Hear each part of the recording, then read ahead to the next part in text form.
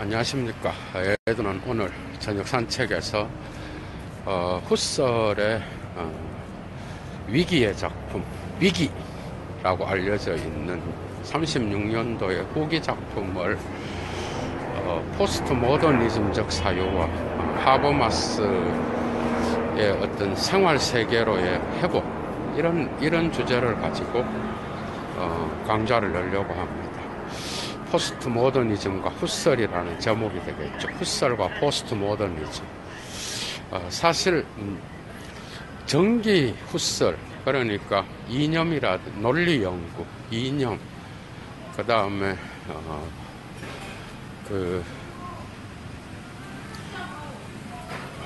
데카르트적 성찰, 이런 초기의 작품들, 중기의 작품들은 사실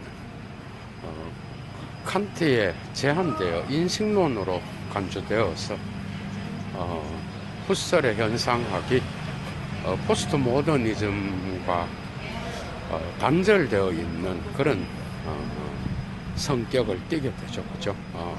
그래서 후설은 사실 포스트 모더니즘에서 그렇게 인기 있는 철학자가 아닙니다. 그것은 하이데거에 의하여 갇혀 있는 그런 형식을 띠는 이유기도 하겠지만은 인식론을 갖고는 어쨌든 그 포스트 모던의 담론을 제대로 담아낼 수 없는 그런 한계가 있습니다.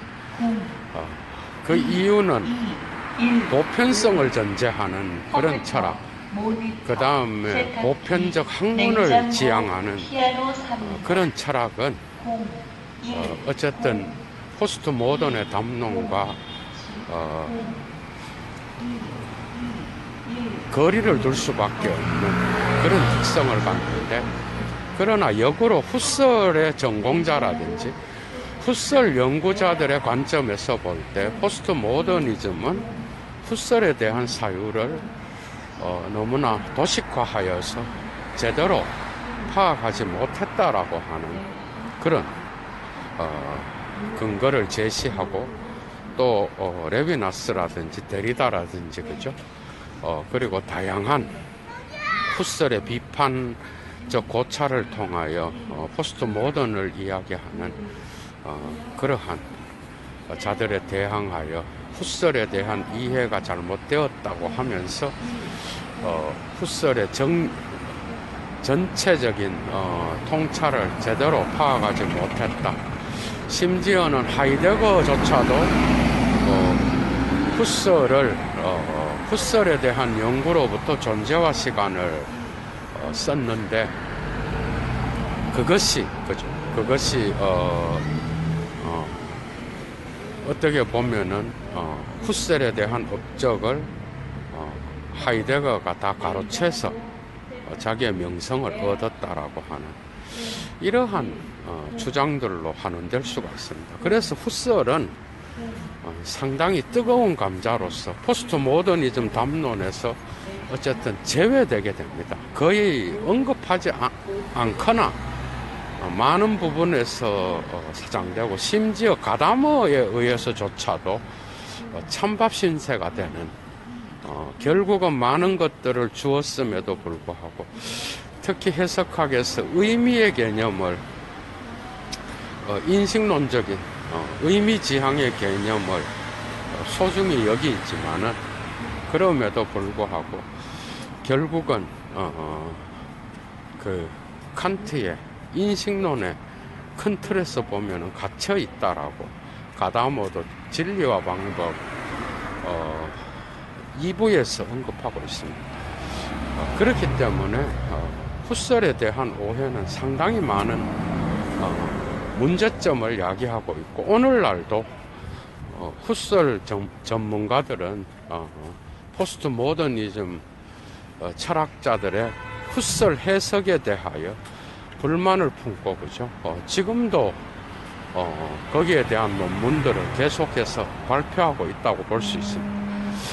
그러나 어쨌든 예도의 오늘 강좌는 그럼에도 불구하고 후기 작품을 대표하는 36년도에 일단은 출간되었고, 그죠? 그 이후에도 나타나고 있는 이 위기, Die Krise der Europäischen Wissenschaften und die Transzendentale Phänomenologie라고 하는 이 유럽 학문의 위기와 선험적, 초월적 현상학, 선험적 현상학, 뭐 이 트랜스젠덴탈 갖고도 또 막 싸웁니다. 어쨌든 독일어로는 그렇게 불려지는 이 작품, 이 후기 작품을 어쨌든 하버마스가 1985년도에 나온, 그죠? Der philosophische Diskurs der Moderne 라고 하는 현대의 철학적 담론에서 이 세계의, 그죠? 이 자본주의 사회의 위기는 기술적 합리성이, 도구적 합리성이 생활 세계를 침입하여서 나타나는 그러한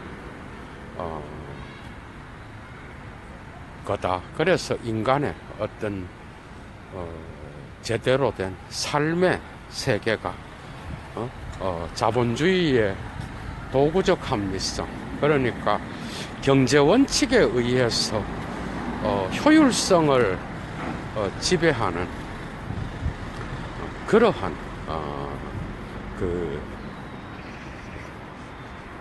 도구적 합리성에 의하여 이 인간의 생활 세계, 삶의 세계가 침입당하여서 제대로 된 인간성의 상실을 가져오고 있다라고 하는. 그래서 올바른 삶의 가치를 추구하는 그 세계가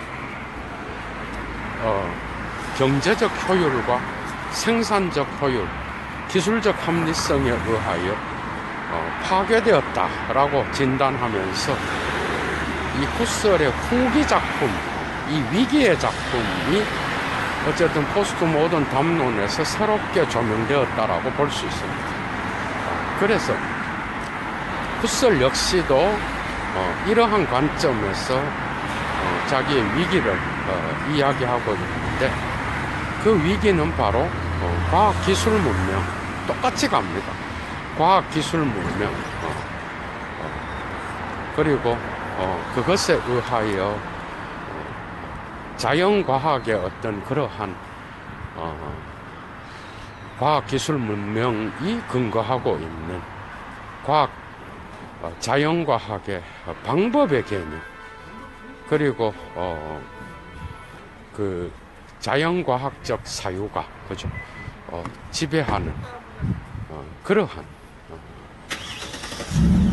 그 객관주의가, 그죠? 바로 생활 세계를 침입하여, 그죠? 유럽 학문의 위기가 발생했다라고 이야기합니다. 그래서 이 위기의 작품은 상당히 중요한 이유가, 여기에는 이 레벤스벨트라고 하는 이 개념 안에는 하이데거가 사용하고 있는, 여러분들 그 유명한 하이데거 개념 알죠?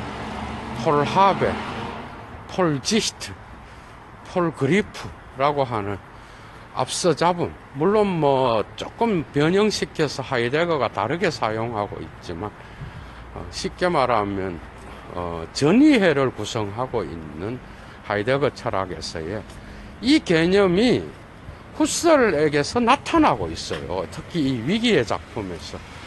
그러니까 이 위기의 작품 안에는 하이데거의 어떤 그러한 사유를 미리 예측할 수 있는 그런 사유들이 많이 나타나고 있어요. 그러니까 아리스토텔레스가 형이상학에서 그 형이상학의 근본 목적을 존재자를 존재자로 규정하는 그런 것. 그래서 이때의 그 규정에서는 다양한 존재 양태가 나타나는데 이런 이야기라든지 그죠. 그런데 갈릴레오 이후부터 물론 데카르트에게서도 나타나죠. 이후부터 자연과학의 사유가 인간의 어떤 그러한 근원적인 모든 이성의 보편성을 지배하게 되면서 심지어 철학과 과학과 모든 학문이 그 데카르트 이후부터는 철학이든 뭐든 간 모든 학문은 자연과학의 합리성 개념에 의존하여 그죠? 학문을 발전시켰다는 거. 이것은 여러분들이 잘 알고 있는 거죠. 그죠? 그래서 결국은 인간이 살아가는 이 삶의 세계의 그 모든 영역까지도 이런 자연과학의 그러한 방법 개념이 이거는 뭐 가다모도 같이 갑니다. 이 부분에서는 방법 개념이 이거를 후설은 객관주의라 그럽니다. 그게 오브젝티비스무스라 그러는데 이런 객관주의적 태도가 생활 세계까지도 지배하게 되는 거예요. 그러면서 위기가 나타나게 되는 거예요. 그래서 모든 학문의 위기는 서양 이성의 위기고 서양 이성의 위기는 또한 생활 세계의 위기로 나타난다라고. 그래서 이 위기를 극복함으로써 올바른 이성의 담론을 회복해야 된다는 게 바로 그 후설의 주장입니다. 그래서 이 후기 작품은 후설의 후기 작품은 포스트 모던 담론에서 논의될 수 있는 다양한 주제들을 제공하고 있어요. 그죠? 그래서 데카르트에게서 나타나는 레스 코기탄스와 레스 엑스텐자, 그러니까 이 세계는 실체로서 그죠? 연장된 사물과 생각하는 사물 두 개로 나누어지잖아. 그죠? 이러한 이원론적인 어떤 그러한 그 정신과 사물의 속성으로 나타나는 이 실체 개념들이 결국은 인간의 그러한 생각하는 사물까지도 계산할 수 있고, 그 다음에 계산이 가능하기 때문에 예측할 수 있다라는 거 맞죠? 이게 과학적 사고입니다, 여러분. 예를 들면 확률이나 여론조사라든지 그런 걸 통해서 한 사람의 인기를 측정하는 이런 것은 뭐가 문제가 있어? 이런 확률을 통하여 그 특정 인간의 어떤 인간성 자체, 예를 들면 대통령을 우리가 지지율로 평가를 내리잖아요, 그죠? 그거는 하나의 계산할 수 있고, 그 다음에 계산을 통하여 예측이 가능한 거예요. 그런데 문제는 그 대통령이 그러한 지지율이라든지 그런 것으로 환원되어서, 그죠? 그게 다인 걸로 나타난다라는 거예요. 이 세계가 그런 방식으로 자연과학에 계산할 수 있고 예측할 수 있는 것으로 평가되면서 유럽 학문은 이러한 인간의 삶의 현장까지도 지배하게 되었다. 그러게 되면서 위기가 나타나게 되는데, 본래적인 인간이 살아가는 삶의 영역에서 문화의 영역, 그러니까 다양한 영역이 생활 세계에는 나타나고 있는데, 그 생활 세계까지도 이러한 자연과학의 보편주의가, 객관주의가, 그죠? 이런 영역까지도 다 지배하게 되면서, 비로소 서양 학문에 위기가 나타나게 되었고, 유럽 학문에 그 위기를 통하여 인간의 어떤 주체의 상실을 가져오게 되었다. 그러니까 생활 세계의 상실은 곧 주체의 상실이라. 그래서 후설의 위기의 작품은 생활 세계로의 되돌아감을 통하여 선험적 주관성을 회복하고, 그 다음 거기에서 나타나는 보편 이성으로, 곧 상호 주관성으로 나가야 된다라는 거예요. 이 개념, 보편 이성이라든지, 여기서 상호 주관성을 나타내는 보편 이성의 개념, 이거는 그냥 생활세계 안에서 너와 나의 상호 주관성을 통하여 나타나는 구체적인 게 아니라, 마치 위기를 1차 자료를 읽으면 되게 형이상학적인 개념이에요. 이게. 이 부분에서 후설이 포스트 모던 담론, 그러니까 그 어느 게임을 통하여 그 게임의 원칙, 삶의 세계의 다원성을 이야기하는 리오타르라든지, 그 다음에 주체가 죽었다 그러는 푸코라든지, 이런 포스트 모던 철학자들과는 다른 이야기를 하는 거예요. 이 부분은 포스트 모던하고 후설이 일치할 수 없는 그런 영역이라고 우리가 볼 수 있습니다. 그러니까 후설이 자기의 그 철학에서 이러한 자연과학의 보편적 합리성이, 그죠?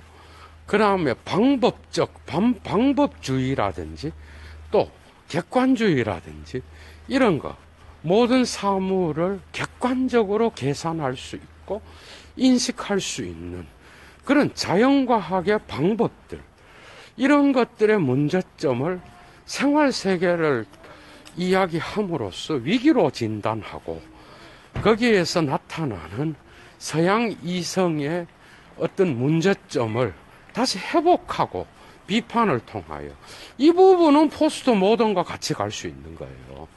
그런데 거기에서 생활세계로 복귀한 다음에 생활세계 안에는 다양한 지향성의 형식들이 있는 거예요. 이것도 상당히 포스트 모던적 사유와 일치하는 거예요. 이게 인텐지오날리테트가 하나가 아니라 생활세계 안에는 다양한 지향의 형식, 지향성의 형식이 있는 거예요. 맞죠? 여러분, 문화의 영역이 있는 것이고, 삶의 영역이 있는 것이고, 여러분, 학문의 영역이 있는 것이고, 생활세계 안에서 모든 게 나오는 거야. 그죠? 그런데 이 다양한 지향성을 하나의 자연과학의 보편주의와 객관주의로 갖고 감으로써 서양 학문은 위기를 초래하게 됐다라는 것. 이 부분은 프랑크푸르트 학파의 철학과 같이 갈 수 있는 그런 교훈이 들어 있습니다. 그래서 하버마스가 현대의 철학적 담론이라는 책에서 이 세계의 자본주의적 사회의 위기는 생활세계의 침입이다, 이런 말을 할 수 있었던 거예요. 이런 도구적 이성에 의한, 도구적 합리성에 의한 생활세계의 침입이다. 당연히 이런 것들은 포스트 모던적 사유와 같이 갈 수 있는 거죠. 그런데 이것을 생활세계로 되돌아가서 다시 선험적 주관성과 대비시켜서 이것으로 환원시키고, 그 다음에 이 선험적 주관성에 의하여 거기에서 나타나는 생활세계의 다양한 모습들을 결국은 보편 이성으로 환원시켜서 그것을 상호주관성으로 인터주브액티비테트로 환원시키는, 그게 이 상호주관성이 무슨 하버마스의 대화적 어떤 그러한 그 이성을 이야기하는 거죠. 그러니까 의사소통적 합리성과도 다른 것이고 되게 추상적이고 되게 형이상학적입니다. 후설의 이 개념. 그러니 이런 결론은 포스트 모던 철학자들에 의하여 도저히 받아들일 수 없는 그런 개념이었다. 이해가 되죠.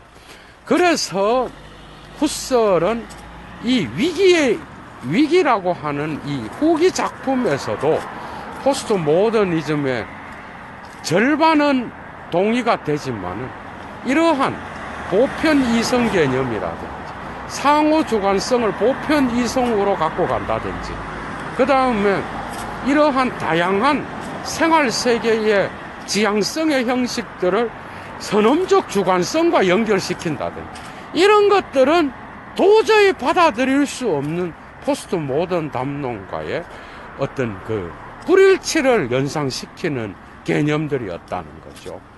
그래서 후설은 단지 현상학이라고 하는 거죠. 현상은 뭡니까, 여러분? 후설의 페노멘은 뭐예요? 언제나 주관과 관계되는 겁니다, 여러분. 주관이 없으면 현상이 불가능한 거잖아. 그건 뭐 다양한 거죠. 그리고 현상은 언제나 주관성 안에서 주어진 거예요. 그런데 이 주어져 있는 이 현상을 연구하려고 그러면 언제나 주관성과의 관계를 이야기해야 되는 거야. 그런데 후기 작품의 위기에서도 이 주관성과 결코 결별할 수가 없었어요, 후설. 이 점에서 포스트 모더니즘과 도저히 같이 갈 수 없는 그러한 사고를 보여주고 있다라는 거. 그럼에도 불구하고 후설의 위대한 점은 칸트의 인식론이 주지 못했던 의미지향, 결국은 이 주관성에 의하여 의미화된 세계, 지향성의 세계를 이야기했다는 것. 여러분, 의미라는 이 말이 혁명적인 후설의 용어입니다, 여러분. 이건 하이데거가 만들어낸 게 아니라 하이데거가 후설한테서 배운 거예요. 물론 의미화의 그러한 방식이 후설과 하이데거한테서는 다르게 나타나지만 어쨌든 주관성의 관점에서 존재론을 이야기하거든. 이거 상당히 혁명적인 겁니다. 그래서 어쨌든 그 주어진 것, 그 안에서 드러나는 현상의 의미, 그것을 제대로 이야기하려고 한다 그러면 어쨌든 그 현상학적 환원을 거쳐서 거기에서 드러나는 거죠. 내면으로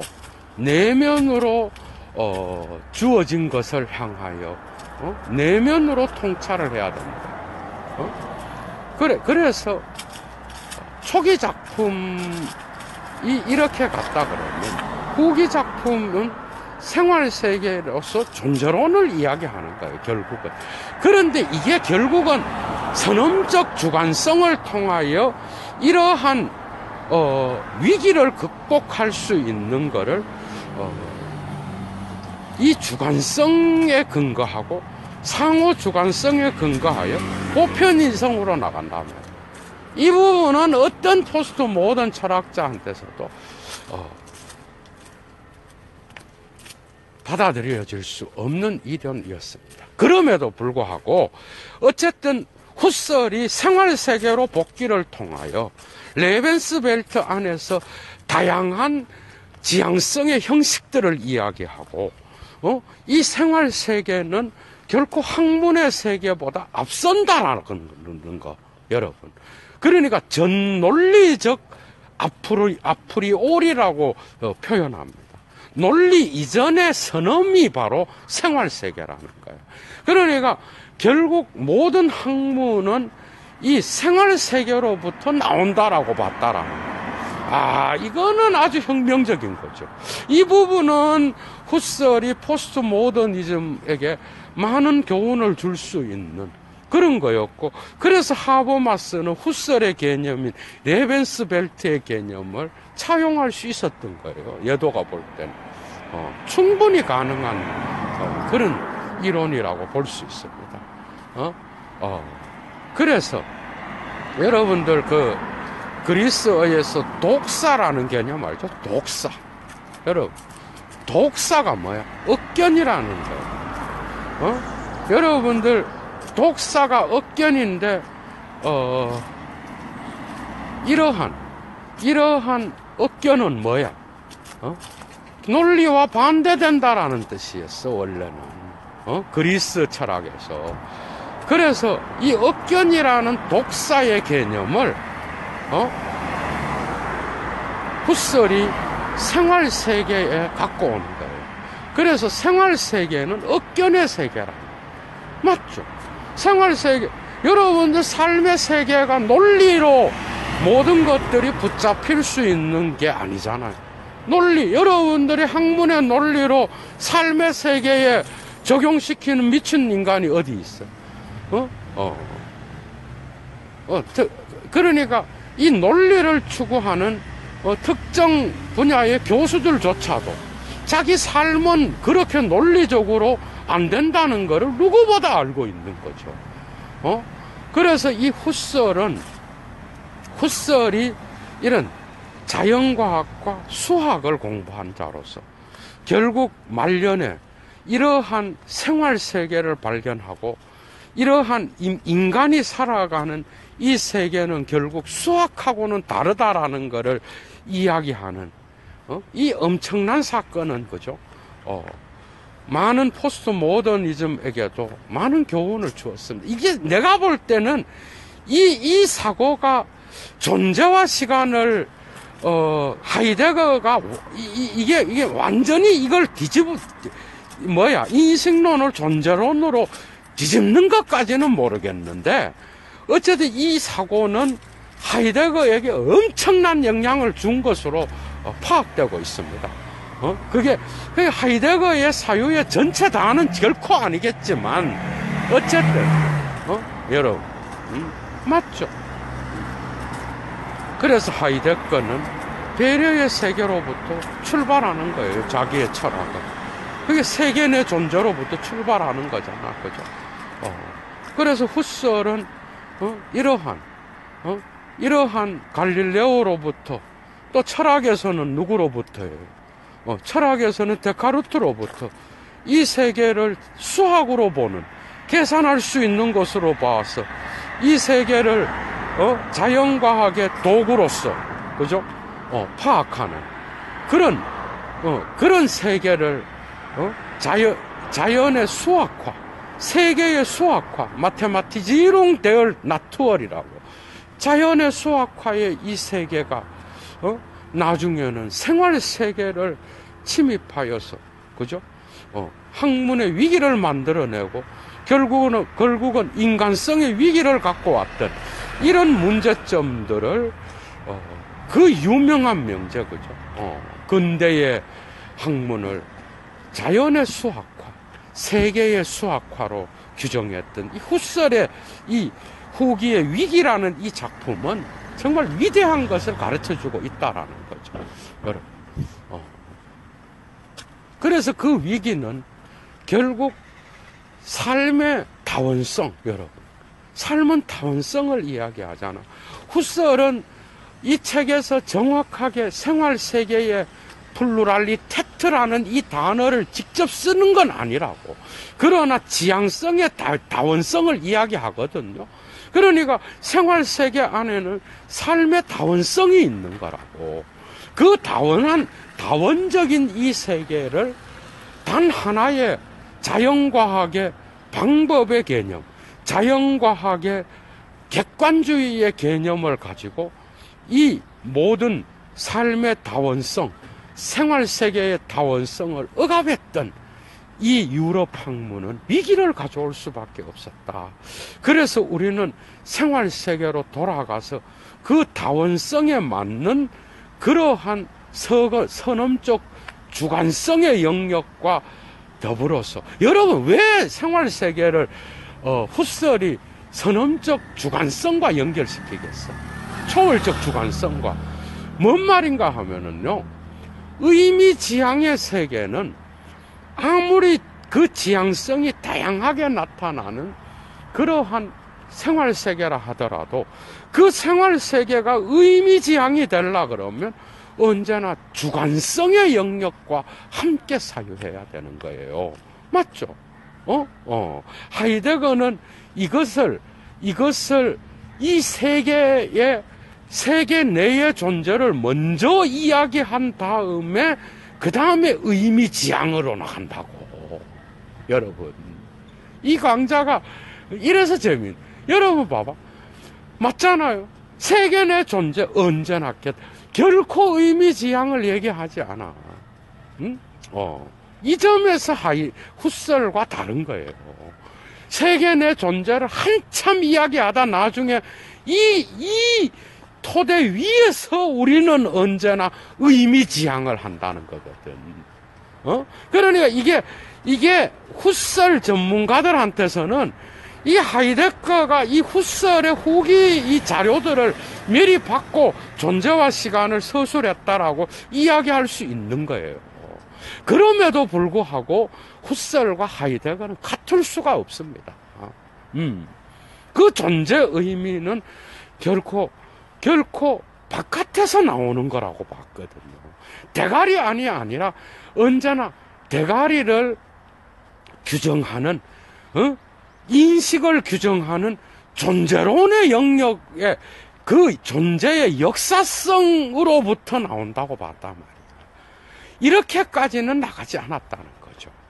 그럼에도 불구하고 후설이 이 생활세계의 선험적 주관성과 대비될 수 있는 이 생활세계의 다양한 지향성의 영역, 그리고 영역 존재론을 또 이야기한다고, 여러분. 다양한 영역의 존재론이 있는 거예요. 다양한 학문의 세계, 그것을 하나로 말할 수 있는 보편적 이성이 존재한다라고 봤다라는 거야. 이거 안 된다는 거예요, 포스트 모더니즘은. 그러니까 이러한 다양한 영역 존재론, 다양한 지향성이 가능한 이러한 생활 세계까지는 너무 좋았다는 거야. 이거는 리오타르의 비트겐슈타인의 어느 게임의 다양한 다원성을 받아들여서 자기의 철학을 하는 리오타르랑도 같이 갈 수 있어요, 후설이. 이 부분에서는. 대가리를 숙이고 배워야죠, 당연히. 후설이 선배인데. 그러나 이런 것들을 결국은 보편이성이라든지 상호주관성이라고 하는 이 형이상학적 개념. 후설은 생활세계를 형이상학으로 이야기합니다, 여러분. 형이상학을 극복하고 없애고 이게 아니고, 뭔 말인가 하면 자연과학이 객관적으로 계산될 수 있는 영역을 학문으로 규정했기 때문에 결국 형이상학이 판을 치는, 나는 이 점은 후설과 동의합니다. 형이상학적인 그런 것들이 판을 치는 존재자들을 존재자로 규정함에 있어서 아리스토텔레스의 형이상학, 여러분, 다양한 방식으로 나타나는 존재자의 규명이 결국은 객관적인 것만을 인식하여서 받아들이는 이러한 수학의 세계의 그러한 객관적인 영역을 만을 남기고 그 다른 영역을 추방함으로써 결국은 형이상학의 영역을 인간의 삶의 영역으로부터 추방해냄으로써 결국은 이 생활세계까지도 계산될 수 있고, 그 다음에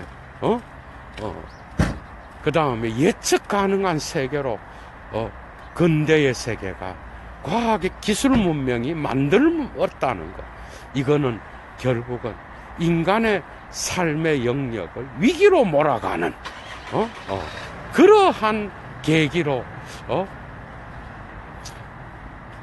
학문이, 서양 학문이 나타났다라는 여기에 대한 참여로서 후설이 이건 제가 볼 때 이건 니체입니다. 니체 여러분. 그래서 제가 오늘 제목을 후설과 포스트 모더니즘으로 잡았습니다. 여러분 맞죠? 결국 초세계적이고 초월적 세계를 지향하는 그런 플라톤과 기독교 세계에 대한 반기를 들고 삶의 세계의 중요성을 이야기했던 프리드리히 니체, 결국은 후설한테서도 나타나고 하이데거한테서도 나타나는 게 삶의 세계입니다. 여러분 딜타이도 삶을 체험으로 갖고 가잖아. 여러분 이것도 후설 딜타이 또 다양한 또 복잡한 관계가 있어요. 여러분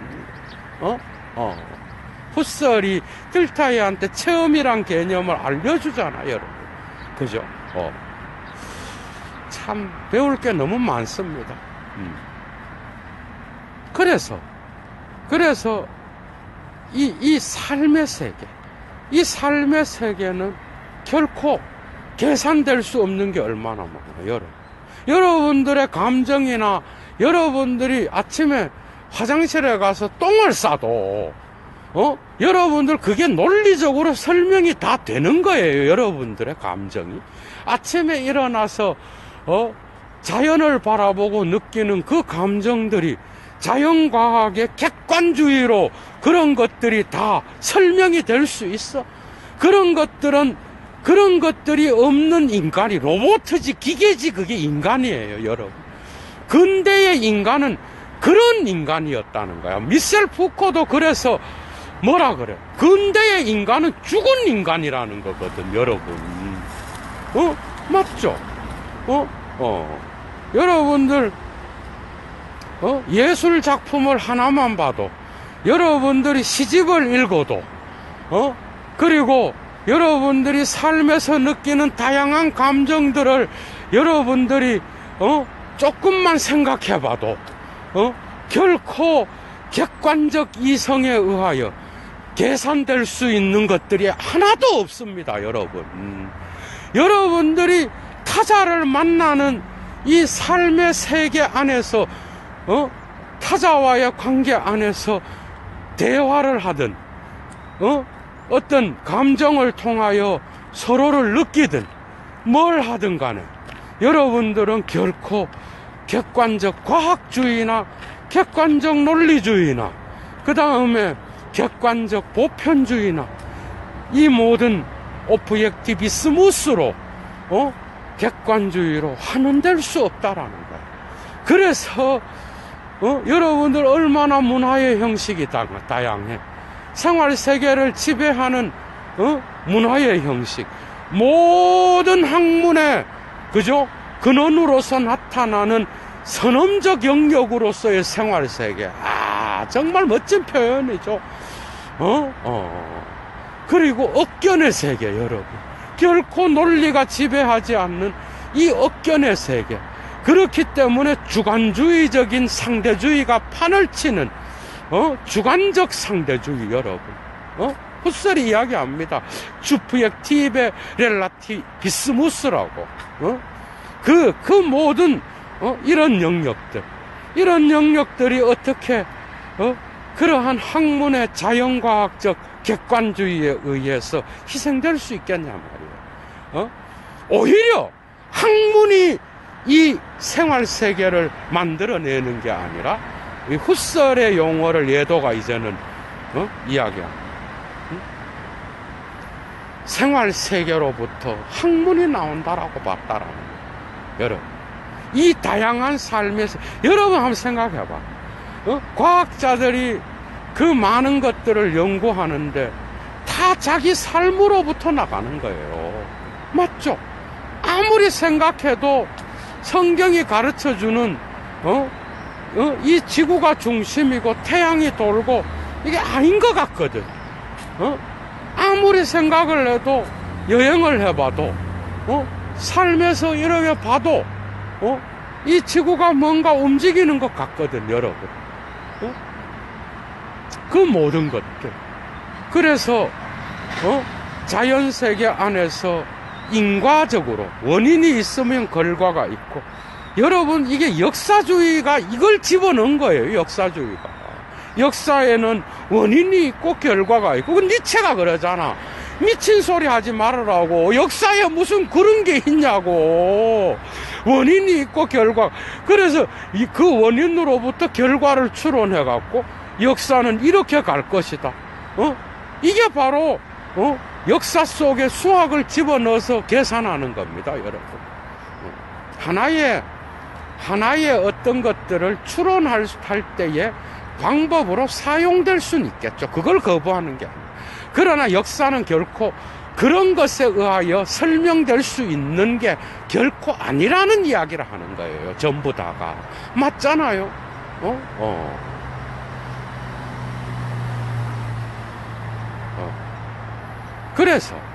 그래서 후설은 이러한 자연의 수학화가 결국은 위기를 만들어냈고, 유럽 학문의 위기는 결국 유럽 이성의 위기고, 이러한 보편적 이성의 위기를 만들어냈다라는 거야. 그런데 후설은 이 이성을 하버마스와 같이 이런 것들을 이성을 없애려는 게 아니야.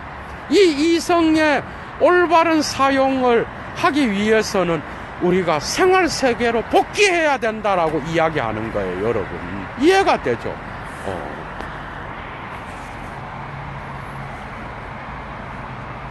그래서 후설은 이 생활세계 안에서, 그죠?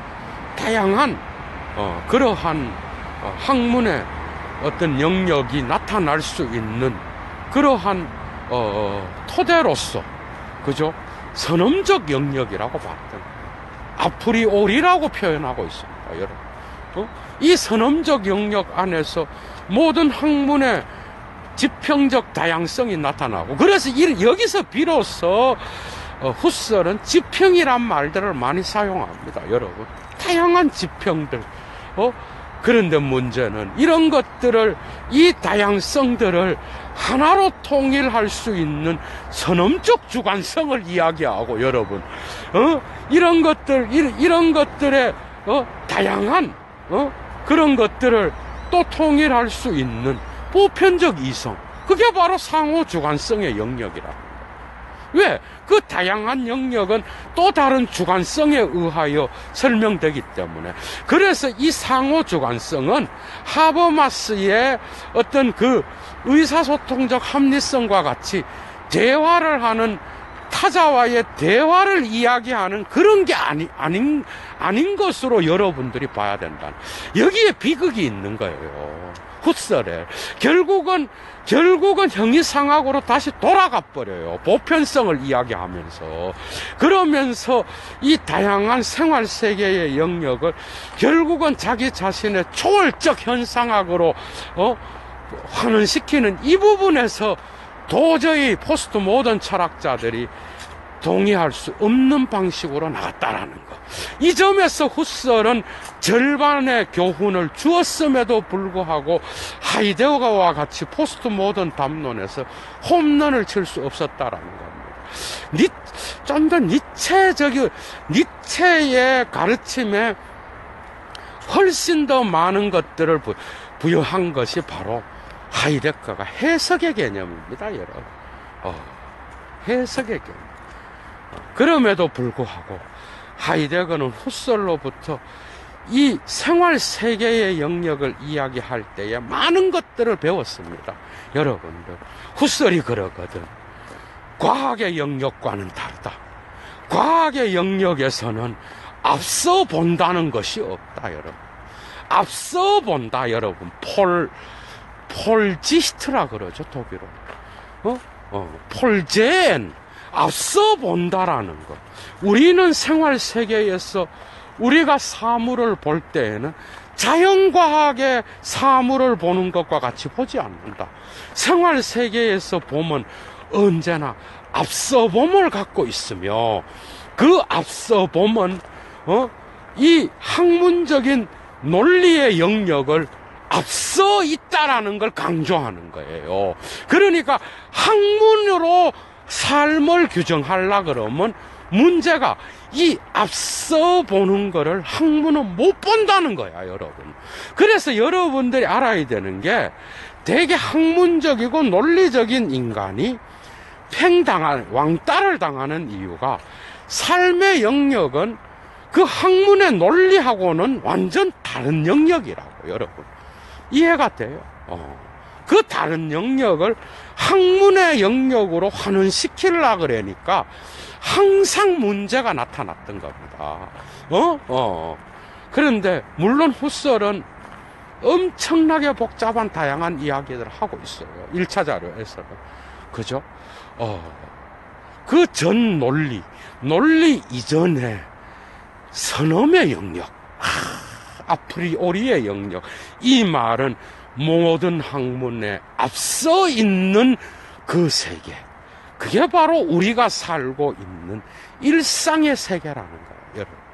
이 일상의 세계에서 인간은 인식할 때 자연과학에서 말하는 그런 인식론을 결코 수행하지 않는다는 거예요. 우리는 언제나 이 세계를, 삶의 세계에서 뭔가를 인식할 때 우리는 언제나 앞서 봄에 전 존재론의 영역, 앞서 봄의 영역을 미리 갖고 있어야만이 우리는 비로소 인식을 할 수 있다라는 이 위대한 후설의 발견이 하이데거의 해석학, 여러분, 모든 것은 해석이라고 하는 니체에게 배웠던 그 엄청난 현상학을 해석학으로 바꾸면서 자기가 말했던, 그죠? 그 해석의 개념, 도는 거는 해석하는 것 같다, 여러분. 그 말을 설명할 때에 하이데거가 사용하잖아. 앞서 봄, 앞서 가짐, 앞서 잡음의 형식을 갖고 있다. 여기서 차용한 겁니다, 여러분. 저는 이 부분은 하이데거가 100% 갖고 간 게 맞아요. 여기, 요 부분에서 이야기할 때 하이데거를 여러분들 인식론을 존재론으로 뒤집었다 생각하지 않고 이것을 인식론의 소요성의 관점에서 존재론을 재해석하는 방식으로 갖고 가면 마치 후설이 하이데거와 함께 해석될 수 있다는 거예요. 그래서 후설은 하이데거와의 존재와 시간을 찬양으로 받아들였을 때 그 앞에 후설에 대한 칭찬으로 존재와 시간이, 칭찬이 아니라 거기에 대한 후설에 대한 감사와 헌신으로부터 자기의 책을 출발하는 이 하이데거의 책을 받았을 때 후설을 오해할 수밖에 없었다는 거죠. 왜냐하면 이것은 인식론의 관점에서 어차피 존재는 인식과 관계되지 않으면 존재는 설명될 수 없는 거예요. 인식이 없는데 존재가 뭔 의미가 있어요, 여러분? 맞잖아요. 그런 점에서 밖으로부터 출발해야 된다라는 요걸 빼고 단지 그냥 이 논문을 갖고 봤을 때, 책을 갖고 봤을 때 상당히 헷갈리는 게 이 부분이라는 거예요. 그래서 후설은 자기 자신의 하이데거가 자기 자신에 대해서 비판을 하는 건지 칭찬을 하는 건지 헷갈렸다라는 거 아니야, 여러분? 상당히 많은 교훈을 줄 수 있는 부분이겠죠. 그러나 후설과 하이데거가 같이 가는 부분이 위기에서는 상당히 많이 나타난다라는 거예요, 여러분. 과학기술 문명에 대해서 자연과학에 의해서 지배된 그 학문이, 그리고 그런 인식론이, 얼마나 많은 과학기술 문명이 얼마나 많은 인간의 세계를 파괴하고 이 생활세계의 영역을 지배하고 통제하고 억제함으로써 인간의 삶의 영역을, 그죠? 제대로 보지 못하게 하는 은폐의 역사를 만들어냈다라는 거. 이 부분도 후설이 하이데거와 같이 가는 부분이에요. 과학기술 문명에 대한 비판이 위기에도 들어 있습니다, 여러분. 맞잖아요. 심지어 이렇게 말합니다. 산업혁명이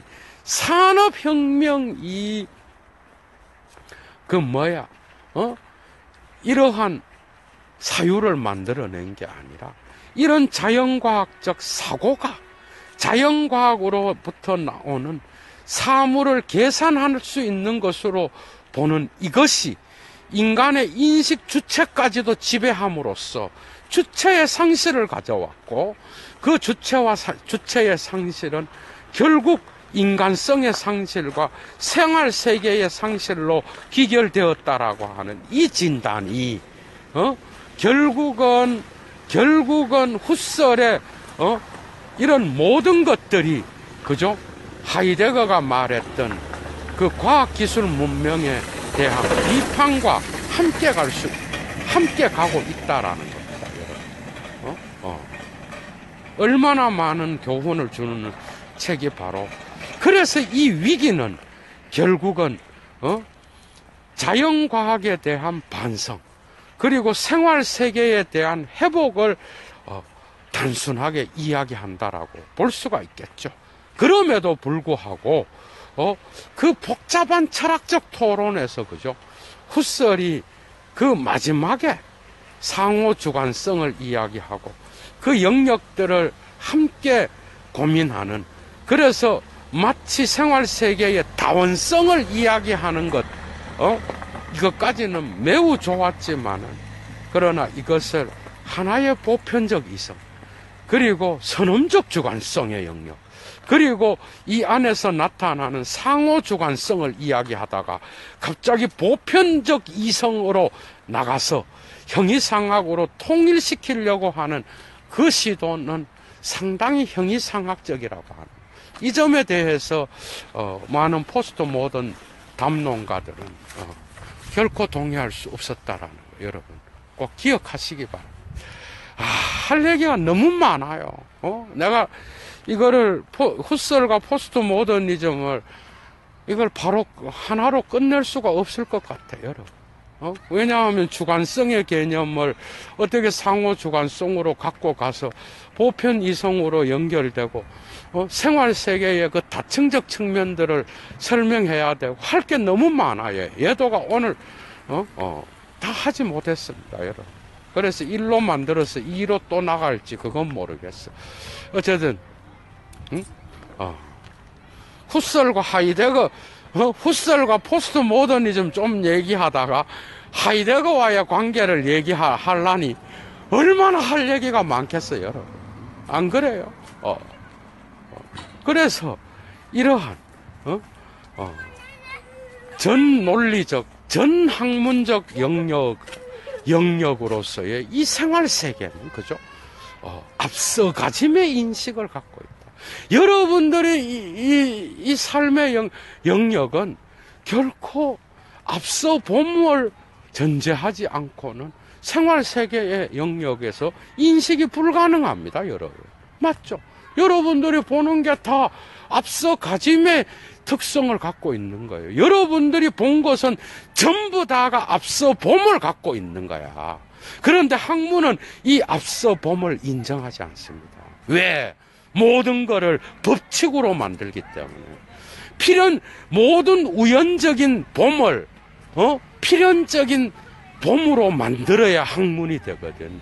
모든 우연적인 역사의 움직임을, 움직이지 않는 필연적인 법칙으로 만들어야 되거든, 여러분.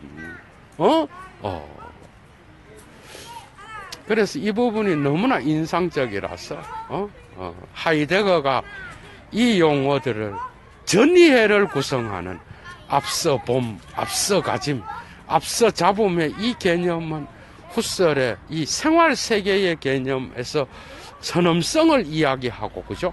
거기에서 전 논리적, 전 학문적, 학문 이전의 영역을 설명할 때에 사용하는 이 개념으로부터 하이데거가 배웠다라는 거. 참 재미있죠?